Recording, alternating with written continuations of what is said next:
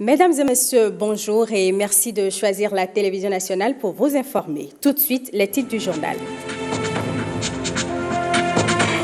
Du financement pour le projet d'extension et de densification électrique des réseaux de la SBEE, l'Agence française de développement et l'Union européenne ont co-signé avec le Bénin 2 conventions à cet effet. Les détails dans quelques minutes. Les actes de naissance des Béninois enrôlés lors du RAVIP sur témoignage sont désormais disponibles. La phase pilote de distribution gratuite de ces actes a été lancée à Abomey-Calavi.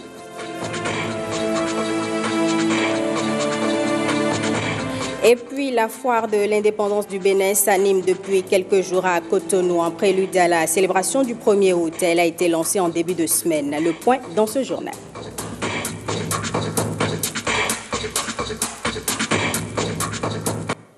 Un grand pas dans le secteur énergétique sera bientôt franchi au Bénin. Il s'agit de la fourniture du gaz nature, une première dans l'espace subsaharien. Un accord cadre a été signé à cet effet entre le groupe Total et le gouvernement béninois. Plus de précisions avec le ministre de l'Énergie, Dona Jean-Claude Oussou, et le responsable de cette entreprise.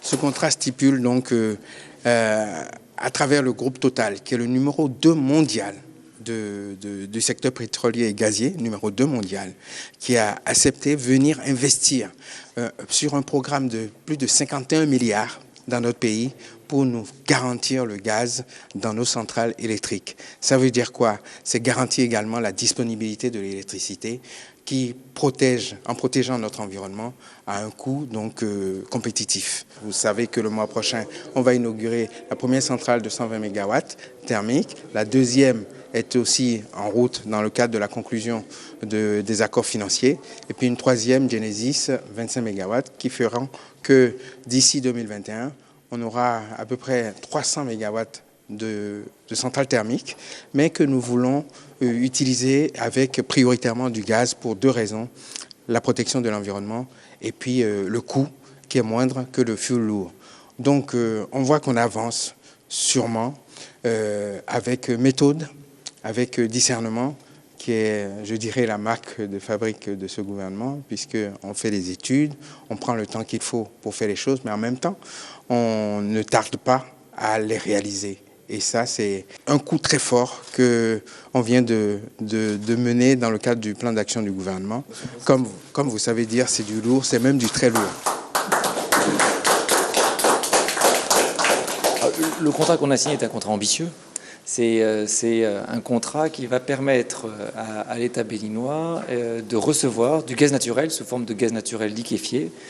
Et ça va se faire par la construction d'un terminal d'importation qui se constituera d'un navire qui sera au large et qui pourra réceptionner et stocker ce gaz naturel liquéfié. Il arrive à moins 160 degrés, donc il arrive à une température très basse. Et ensuite, par un gazoduc qui va l'amener à terre, ça permettra tout le développement de la demande pour le gaz naturel sur l'État béninois, en particulier pour la génération électrique. Alors, ça remplit deux gros avantages. Premièrement, ça assure l'indépendance énergétique de l'État du Bénin, puisque le terminal et tout sera sur contrôle du territoire du Bénin. Et en même temps, c'est compétitif, puisque ça permettra d'avoir accès à une énergie, le gaz naturel, qui aujourd'hui est en très fort développement dans le monde, qui est moins cher et qui permet de produire une électricité compétitive par rapport à ce qui existe aujourd'hui et qui place le Bénin un petit peu en leader, en avant-garde par rapport à toute la zone géographique de l'Afrique de l'Ouest. Monsieur le ministre, j'ai simplement... On reste dans le domaine de l'énergie. Le projet d'extension et densification électrique des réseaux de la Société béninoise d'énergie électrique reçoit du financement. L'Agence française de développement et l'Union européenne ont co-signé avec le Bénin 2 conventions de financement à cet effet. Compte rendu. Pour que la lumière jaillisse dans les localités plongées dans le noir, la France et l'Union européenne apportent du financement au Bénin. 39 milliards de francs supplémentaires pour sortir près de 150 000 personnes de la pénombre. Cette action spécifique s'intègre parfaitement dans la stratégie conjointe de la France, de l'Union européenne et de l'AFD et de nos partenaires béninois pour réaliser un changement de paradigme dans le secteur énergétique. Grâce à ce projet, ces nouveaux consommateurs pourront bénéficier des efforts en production d'énergie renouvelable qu'on développe ensemble avec l'AFD dans la commune de Pobé, avec la construction de la centrale solaire d'Effisol de 25 MW. Et aujourd'hui, c'est le PDR avec plus de 60 millions d'euros, dont 20 à 25% de dons, qui montrent cette volonté de nous accompagner dans cette électrification, je dirais, générale de notre pays. Mais au-delà de la lumière, c'est tout l'énergie que ça apporte au développement socio-économique de notre pays. Et vous pouvez être fiers de participer donc à cette dynamique insufflée par le président Patrice Talon. Apposition de signature, échange de parapheurs, des gestes qui consacrent l'accord de financement, c'est grâce au projet PEDER, un projet mis en œuvre par la SBEE. À travers ce projet PEDER qui nous réunit aujourd'hui, la France et l'Union européenne contribuent à relever ce défi tout en soutenant la réduction des inégalités d'accès à l'électricité sur le territoire béninois. Mis en œuvre par la Société d'électricité, il prévoit l'électrification et le renforcement des réseaux électriques d'une 60aine de localités. Avec ce programme, renforcer le réseau de distribution dans ces départements et les localités de ces départements-là pour atteindre environ 150 personnes. C'est un projet qui s'accompagne d'une part de la densification, d'une deuxième partie qui concerne la distribution de nouveaux réseaux, mais également de l'accès à l'électricité des populations par environ 5000 compteurs qui sont prévus. Il nous revient maintenant, côté gouvernement, de tout mettre en œuvre pour que les conditions nécessaires au décaissement soient vite réalisées, notamment toute la procédure de ratification, et qu'ensuite nous assurons que ce projet se fasse à la satisfaction de vous, du gouvernement, mais surtout de la population, dans les délais les plus rapides possibles. On prend l'engagement de veiller à ça. L'amélioration de la qualité et l'accès des populations à l'électricité est une préoccupation pour le gouvernement du Bénin et son chef. Voilà pourquoi tous les moyens sont mis en œuvre pour la réhabilitation du réseau de distribution aujourd'hui vieillissant, laquelle réhabilitation est nécessaire pour permettre à près de 700 000 personnes de bénéficier d'un service en électricité. Le ministère de l'Énergie se dote d'un plan stratégique qui couvre la période 2020 à 2024. Le rapport provisoire a fait l'objet d'un atelier, une occasion pour les cadres d'apporter les amendements nécessaires avant sa validation. Compte rendu. Une fois validé, ce sera la fin de toute navigation à vue au ministère de l'Énergie. Mais avant, le comité de pilotage soumet le document à l'appréciation des cadres de ce département. Dorénavant, nous avons cet outil précieux au ministère de l'Énergie qui nous permet donc de mettre en œuvre de façon séquencée et dans le temps, surtout sur les 5 prochaines années à venir, l'action publique dans le secteur. Cette action que nous faisons doit nous permettre d'asseoir une certaine crédibilité. Crédibilité à travers le fait que nous savons exactement quelle est la stratégie que nous accordons pour le secteur. Même dans nos relations avec les partenaires techniques et financiers, même avec les autres ministères, même avec le gouvernement qui nous a confié la responsabilité d'assumer donc l'efficacité de ce secteur. Mais c'est également la pertinence des actions ou des réalisations ou des projets qu'on va pouvoir mener. C'est aussi l'efficacité qu'engendrera donc cette mise en action. Pour une meilleure mise en œuvre de ce plan stratégique, le ministre Donald Jean-Claude Oussou revient sur certains points essentiels. Qu'il faille absolument soit prendre en compte ou soit rendre visible les 3 composantes suivantes que sont le climat, le genre et les compétences. Pour ce dernier point, c'est, comme j'aime bien le dire, c'est grâce à la qualité des femmes et des hommes qu'on peut garantir la mise en œuvre efficace de nos projets et garantir la pérennité. Après l'étape de validation par les cadres du ministère, le plan stratégique 2020-2024 sera présenté en Conseil des ministres pour approbation. Je vous l'annonçais dans les titres, bonne nouvelle pour les Béninois enrôlés lors du RAVIP sur témoignage. Leurs actes de naissance sont désormais disponibles grâce au projet d'enregistrement à titre dérogatoire à l'état civil. La phase pilote de distribution gratuite de ces actes de naissance a été lancée jeudi à Abomey-Calavi en présence de plusieurs ministres du gouvernement. Lénaïk Agbazaou. Des actes de naissance gratuitement distribués par les autorités béninoises. Chose promise, chose due. Le gouvernement de Patrice Talon tient parole. C'est la suite logique du PDEC, projet d'enregistrement dérogatoire à l'état civil. Un projet qui a vu le jour suite au recensement administratif à vocation d'identification de la population RAVIP qui a connu l'enrôlement de plus de 10 millions de Béninois, dont près de 2 500 000 sans acte de naissance. Grâce à l'aboutissement du PDEC, tous vont entrer en possession de ce précieux papier administratif. Au total, 2 419 144 actes de naissance seront distribués. La commune de Djougou vient en tête avec 106 259 actes de naissance, suivi de celle de Banikwara avec 92 143 actes de naissance, et enfin la commune de Bonou-Tem-de-Ban avec 4 790 actes de naissance à distribuer. À l'heure où nous parlons, ces actes sont déjà déployés dans toutes les communes du pays. Des acheminements sont encore en cours. Le gouvernement de son Excellence, Monsieur le Président de la République, Patrice Talon, veut faire du Bénin une plateforme de développement des services du numérique et par-dessus le marché, mettre en place un fichier central, un fichier national de l'état civil.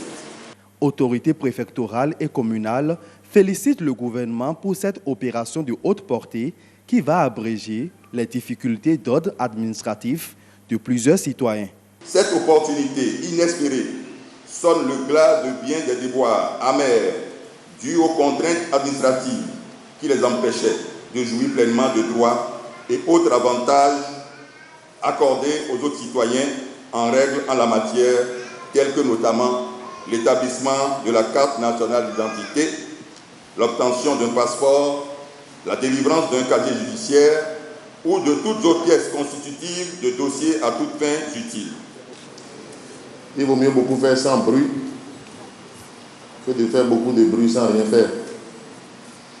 Dans le cas d'espèce, beaucoup de choses se font sans bruit. Les citoyens et citoyennes concernés sont invités à se rendre jusqu'au 7 août 2019 dans les arrondissements retenus pour cette phase pilote de distribution, en attendant la généralisation de l'opération. Le 4e conseil de l'Association des assistants sociaux du Bénin a eu lieu il y a quelques jours dans le département du Koufo. C'est le moment pour les responsables de cette association de faire un bilan à mi-parcours et de lancer aussi un nouveau projet. Les détails dans cet élément de Marcel Betoro et de Wenceslas Arroyement. Réunis ce week-end à Aplahoué dans le département du Koufo, les assistants sociaux du Bénin ont échangé sur les questions liées aux problématiques sociales de notre pays. C'est le moment pour eux de rappeler le rôle de l'Association nationale des assistants sociaux et de faire un bilan à mi-parcours. Cette promotion du bien-être est une science et un art. Et les assistants sociaux sont les détenteurs de cette science et de cet art, puisque formés et mandatés pour accomplir ce rôle auprès des communautés. L'ANAS, entendue Association nationale des assistants sociaux du Bénin, existe officiellement au Bénin depuis 2006. Elle veille à la qualité des services sociaux offerts par les assistants sociaux grâce à la veille stratégique et à la formation permanente et l'innovation. La présidente de l'Association nationale des assistants sociaux profite de l'occasion pour lancer le nouveau projet Alogotin. Alogotin est un projet de géolocalisation des services sociaux du Bénin, conçu par des jeunes start-up FENULAB, permettra à toute la population du Bénin de pouvoir rechercher les localisations des CPS et des autres services sociaux du Bénin. Pour la première autorité du département, ce rôle d'assistance sociale est une mission noble. C'est le lieu pour moi de reconnaître le mérite de tous les assistants sociaux du monde. Ces personnes-là ont fait le choix. Oui, le choix de se mettre au service des autres. Ce 4e Conseil national des assistants sociaux du Bénin a pris fin avec des communications données aux participants sur le bien-être de la population. Parlons maintenant de la foire de l'indépendance, ce rendez-vous annuel qui nous ouvre encore ses portes à quelques jours de la célébration du 1er août. Plusieurs produits vous y attendent pour vos différents besoins. Cette grande foire a été lancée mardi en présence du directeur général de l'APIES et de plusieurs membres du gouvernement, Lénaï Agbazao, Igor Ayoso. Voilà qui lance officiellement la foire de l'indépendance du Bénin, édition 2019. Ici, sur l'esplanade du Stade général Mathieu Kérékou de Cotonou. Divers produits et services sont mis en valeur par des exposants nationaux et étrangers. C'est un creuset du brassage entre acteurs économiques d'ici et d'ailleurs pour une intensification des investissements au Bénin et une exportation plus accrue des produits made in Benin. Ce marché circonstanciel est ouvert sous la coupole de l'Agence de promotion des investissements et des exportations APIES, avec le soutien du ministère de l'Industrie et du Commerce. Cette manifestation participe de la promotion des exportations et des investissements, de la dynamisation des échanges commerciaux, du renforcement de l'intégration commerciale régionale et internationale. Notre volonté, c'est de faire en sorte que beaucoup de nos artisans, de nos PME puissent produire ici localement pour faire connaître à nos concitoyens la qualité des produits que nous avons chez nous, de manière à ce que la consommation puisse augmenter, mais non pas la consommation sur les produits qui sont importés, mais les produits qui sont fabriqués dans notre pays. L'objectif visé par cette foire est de contribuer à la croissance économique de notre pays par l'amélioration du climat des affaires qui constitue l'un des piliers fondamentaux du programme d'action du gouvernement, le Bénin révélé. Se déroulant sur le territoire de la municipalité de Cotonou, c'est à juste titre que l'administration communale est une partenaire de cette foire. Cette manifestation porte un aspect culturel et festif à travers l'engouement et le décor qui annonce l'anniversaire de l'indépendance de notre chère patrie. La foire, elle est internationale, mais on va la rendre encore plus internationale l'année prochaine. Nous ferons en sorte que la qualité des exposants, la qualité en fait des équipements, la qualité du matériel sont au niveau de ce que nous voulons pour notre pays. Nous allons sensiblement, mais radicalement changer en fait la foire du Bénin. Plusieurs ministres du gouvernement ont rehaussé de leur présence cette cérémonie. Les stands de la foire de l'indépendance du Bénin sont ouverts jusqu'au 4 août 2019. Le cadre intégré renforcé a installé plusieurs stands d'exposition à la foire de l'indépendance, une façon pour la structure d'appuyer les exposants en vue de la promotion de leurs activités, notamment dans les secteurs de l'artisanat et de l'agriculture. Génial Afouda Ramatou Lawani pour le point. Le cadre intégré renforcé poursuit ses actions pour la promotion du commerce inclusif et durable au Bénin. Et c'est à la foire de l'indépendance que le programme a cette fois-ci valorisé divers secteurs d'activité ayant bénéficié de son appui.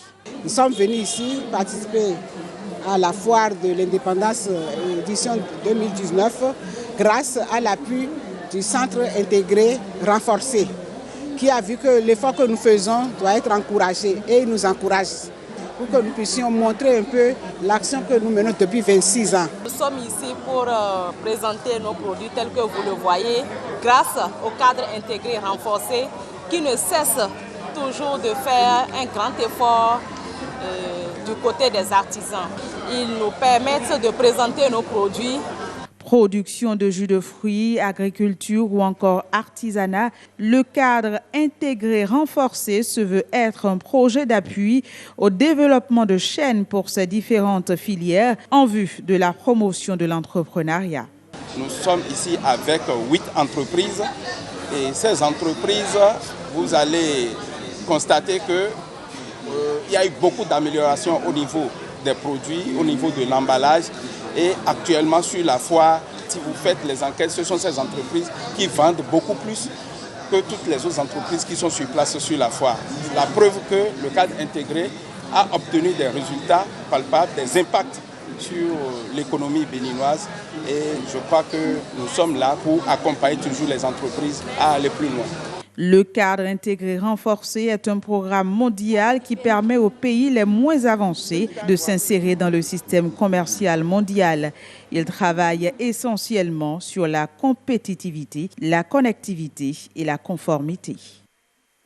Prometteuse avant les indépendances, la filière palmier à huile a été délaissée peu à peu au profit d'autres cultures d'exportation. Aujourd'hui encore, la filière se cherche un nouveau souffle et la liste des acteurs se réduit, nous dit Nicanor Corvi à travers ce magazine initié par la rédaction de la télévision nationale dans le cadre de la célébration du 1er août. Sous cette forêt de verdure, un trésor à la noix appelé palmier à huile. Valeur commerciale sûre dans le Dahomey du roi Guézo, la filière développée tout autour a soutenu l'économie nationale à partir des années 1950. Cependant, la modernisation y entamée après les indépendances n'a pas tenu la promesse d'un développement économique attendu. Ce n'est pourtant pas faute de charme que la belle noix souffre du mal d'aimer. Pour plaire, le palmier à huile vend la disponibilité d'immenses terres au niveau des coopératives d'aménagement rural qui ne demandent qu'à être replantées.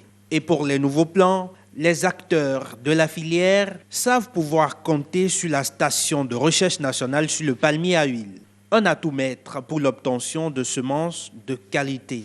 Un autre constat qui milite en faveur de cette filière est que tous les produits du palmier à huile, noix, palmiste, tourteau, sont mis en marché systématiquement, qu'importe leur qualité.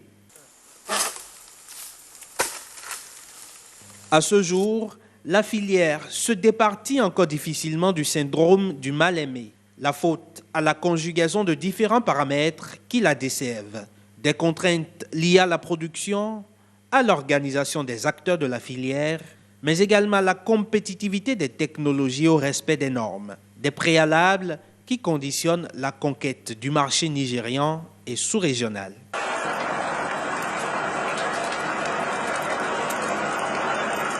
D'ailleurs, les chiffres du mal nommé palmier à huile sont expressifs. La zone propice à la culture du palmier se limite à un tronçon méridional qui ne représente que 20% du territoire national. Le malaise est encore plus perceptible après examen de la balance commerciale. L'huile de palme constitue 37% des principales huiles végétales d'exportation du Bénin, contre 82% d'importation en 2013. C'est le Bénin qui donne de graines germées aux pays étrangers. Et ces pays-là, aujourd'hui, sont les premiers en palmier. Le Bénin, qui produit les graines germées. Et encore le dernier. Est-ce que c'est bon? L'âme du vin chante dans le palmier, mais son huile à elle se tarit, faute de feu pour faire flamber son économie. D'un point de vue plus large, tout ou presque est à refaire dans la filière palmier à huile, et cela passe peut-être déjà par un regain d'intérêt des pouvoirs publics. Parlons maintenant de Tofinhwe qui va se célébrer, mais avant cette fête communautaire qui rassemble les dignes fils de la commune de Soava, les membres de la coordination de l'organisation de cette fête ont présenté aux fils et filles de cette cité lacustre le tissu distinctif de la manifestation. Compte rendu. La symbolique est évocatrice. Un pagne dont l'imprimé renvoie aux couleurs du drapeau national, l'image d'une culture riche et dynamique du terroir. Cette étoffe est le tissu officiel retenu pour la 5e édition de Tofinhwe 2019. So-Zunko dans l'arrondissement de Veki, à Soava. Et c'est ici qu'on a dévoilé le pagne avec chants et danses. Tofinhwe est un événement culturel de réjouissance et de retrouvailles. Il réunit tous les ressortissants des 7 arrondissements de Soava ainsi que sa diaspora.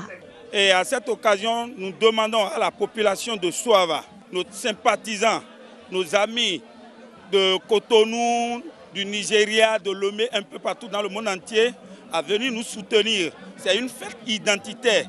C'est une fête au cours de laquelle nous allons montrer la culture de la cité lacustre de Soava. Le pagne est disponible auprès de la coordination mise en place pour l'édition 2019. Nous avons souhaité que le tissu mis en vente, qui est à 18 000 francs, ne connaisse de surenchère. Et nous avons pris des dispositions.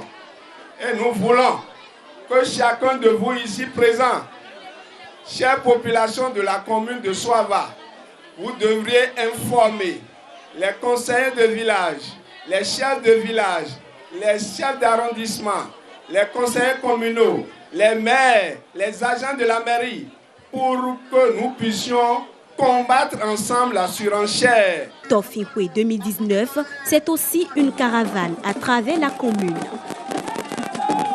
Pour cette 5e édition, la fête aura lieu à l'embarcadère de Soava. Elle démarre le 8 et prend fin le 11 août prochain. Dada Kefa Sagbadjo Glele, le nouveau roi du Dahomey, désigné depuis janvier dernier, sera intronisé samedi. Dada Kefa est l'un des petits-fils du roi Glele qui a régné de 1858 à 1889. À l'occasion de son intronisation, le maire d'Abomey, Blaise Aranzo Glele, revient ici sur les manifestations qui vont se dérouler. Il est au micro de Alexis Kenom et de Uvaeus Balogun. Vous savez, le Dahomey fut un grand royaume en Afrique et en Afrique de l'Ouest. 300 ans de dynastie où nous avions connu plus de 12 rois. Vous savez que le passage de chaque roi laisse beaucoup de richesses culturelles tangibles et tangibles. Mais comme le trône de Wegbadia aujourd'hui ne peut jamais être vide, il y a toujours ce que tous les princes du royaume portent sur le trône. Aujourd'hui, c'est Dada Kefa Sagbadjo Wegbadia qui est porté au trône par la cour royale du Dahomey. Et c'est maintenant son investiture, le montrer, il va se montrer à son peuple officiellement. C'est ça l'investiture dont nous parlons, qui aura lieu le samedi. Le roi, le jour, ce samedi, quitte son palais privé à Djegbe, en hamac, accompagné des corps constitués des Bonugans, c'est-à-dire les ministres du roi, pour faire la traversée de la ville jusqu'au palais central. Tous les corps constitués du royaume viendront faire allégeance au roi. C'est un festival où nous aurons plusieurs défilés, des danses culturelles et culturelles du tricentenaire royaume du Dahomey, riche en couleurs, en danse. Je demande alors à tous les Béninois que c'est le moment plus que jamais d'être unis. Derrière nos patrimoines, patrimoine du Dahomey et les autres patrimoines, pour venir, comme l'a dit le roi Gezo, boucher de nos doigts la Chatroué. L'événement aura lieu à Singodi, c'est-à-dire c'est le palais de fonction des rois du Dahomey classé patrimoine mondial par l'UNESCO à la place des Amazones. Bien, mesdames et messieurs, ce sera tout pour ce journal que je vous remercie d'avoir suivi.